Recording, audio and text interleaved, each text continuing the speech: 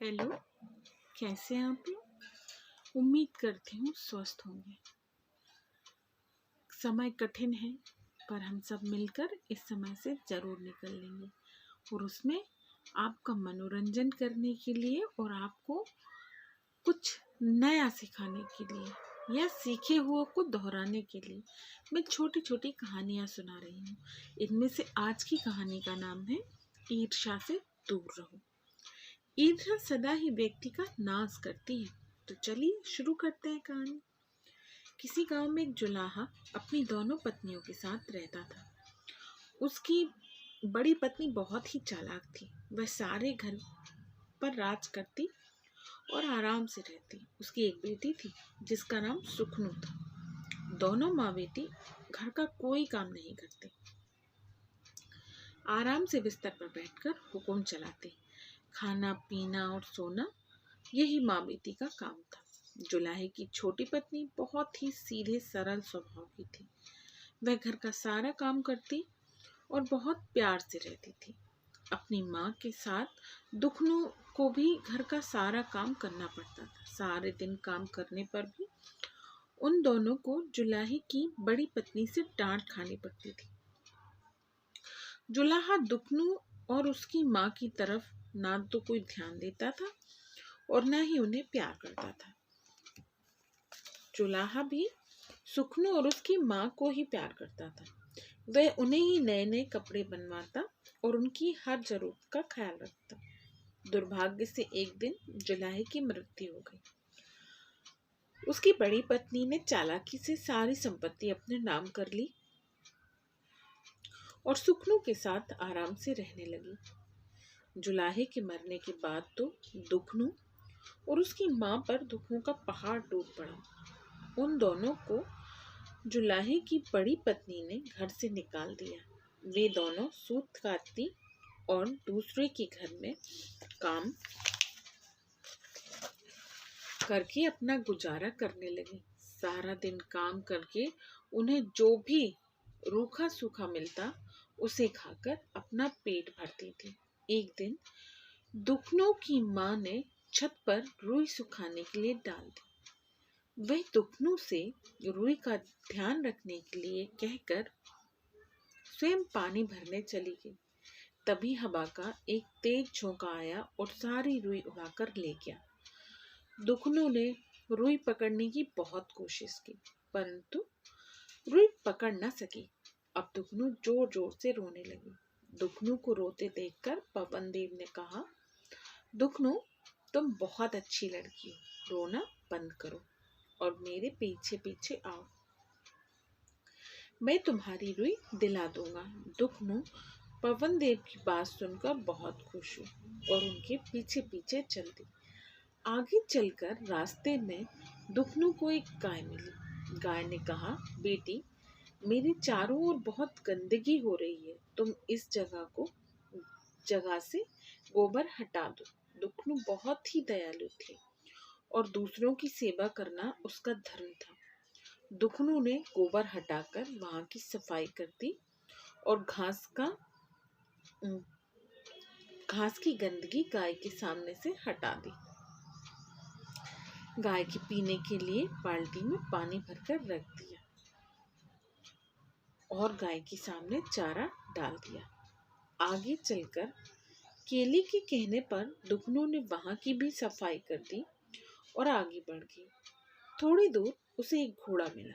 घोड़ा कई दिन से भूखा था। दुखनू ने उसे भी घास काट कर खिला दी। इसके बाद घोड़े को पानी पिलाकर वह आगे चल दी।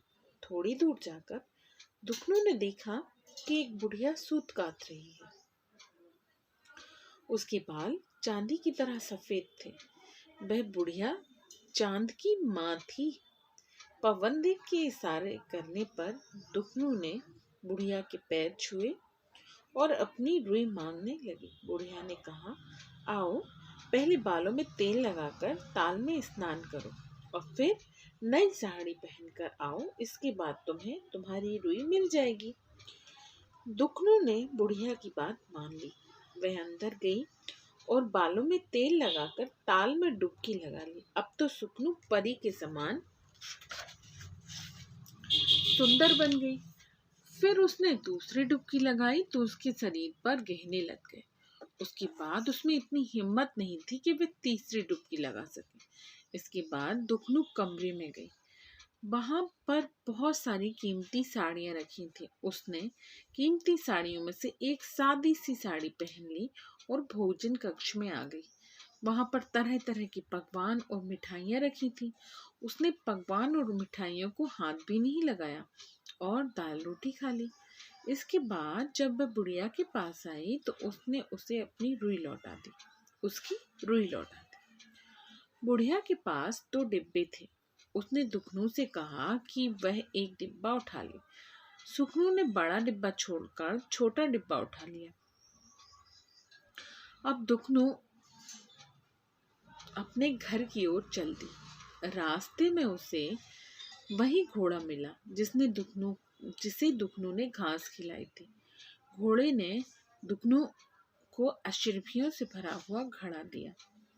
केले के पेड़ ने भी खुश होकर दुखनू को सोने के केले का गुच्छा दिया। गाय ने हर समय दूध देने वाली बछिया दी। इतने सारे उपहार लेकर दुखनू अपने घर लौट आए।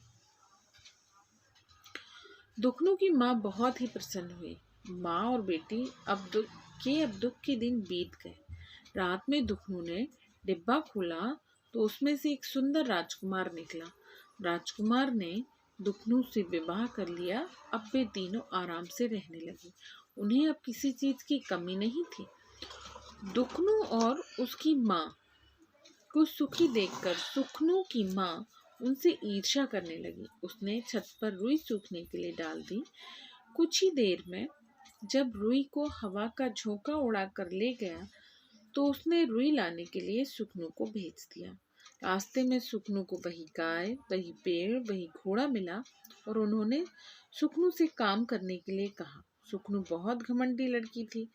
उसने काम करना भी नहीं आता था। गाय, पेड़ और घोड़े की बात सुनकर वह मुंह बिचकाकर चली गई और उसकी बात नहीं मानी। सुखनू ने सूत काटने वाली बुढ़िया को आज्ञा दी कि वह जल्दी से उसकी रुई का और डिब्बा दे दे। बुढ़िया कहने लगी कि सुखनू अंदर गई और बुढ़िया के कहने से सुखनू अंदर गई और तेल लगाकर ताल में 3-4 डुबकियां जल्दी जल्दी लगाने लगी। डुबकी लगाते ही वह भयंकर राक्षसी बन गई। इसके बाद वह अंदर गई और कीमती साड़ियां पहन ली।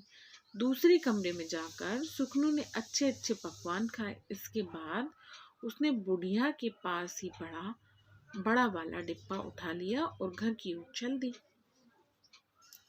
रास्ते में घोड़े ने सुखनू को जोर की लात मारी।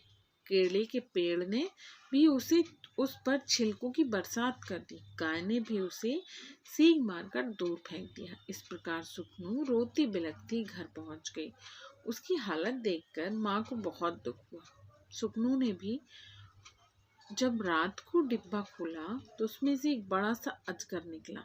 अजगर ने सुखनू को खा लिया और खिड़की के रास्ते भाग गया। सुखनू की माँ जब कमरे में आई तो उसने अजगर की कैंचुली देखी। सुखनू की माँ अपनी बेटी की मृत्यु पर बहुत देर तक रोती रही। उसका सब कुछ समाप्त हो चुका था। ईर्ष्या की आग के कारण ही सुखनू की माँ अपना सब कुछ गवा बैठी थी। इसीलिए हमें कभी भी किसी भी व्यक्ति के साथ ईर्ष्या नहीं करनी चाहिए। अपना ख्याल रखिए, सुरक्षित रहिए, घर में रहिए।